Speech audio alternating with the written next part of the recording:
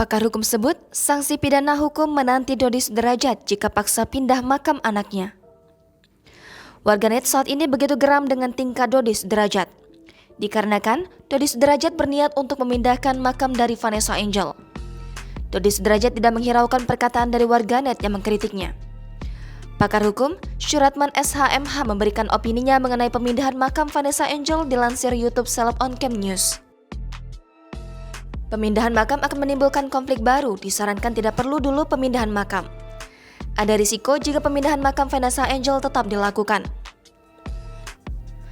Persetujuan kedua belah pihak harus dilakukan oleh Haji Faisal dan Dodi Sudrajat. Ia meminta Dodi Sudrajat agar terus bersabar.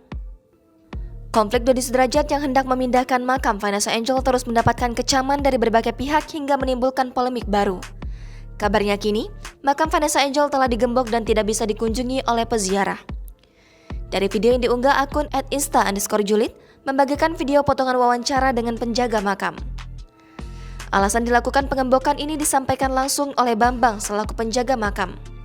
Mendengar banyak berita beredar soal pemindahan makam yang akan dilakukan secara paksa, Bambang lantas bertindak cepat untuk menggembok makam menantu Haji Faisal itu. Bambang menyampaikan rencana penutupan makam Vanessa Angel terhitung mulai 10 Februari 2022 sampai acara 100 harian Vanessa Angel dan Baby Andriansyah selesai. Saat ditanya soal bagaimana jika peziarah umum yang ingin mengunjungi makam Vanessa Angel, penjaga makam belum bisa memberikan izin, bahkan sementara akan dilarang terlebih dulu untuk peziarah termasuk pihak keluarga Haji Faisal dan Dodi Sudrajat. Sementara itu, diakui penjaga kuburan tersebut, Haji Faisal sendiri belum mengetahui tentang adanya penggembokan makam ini.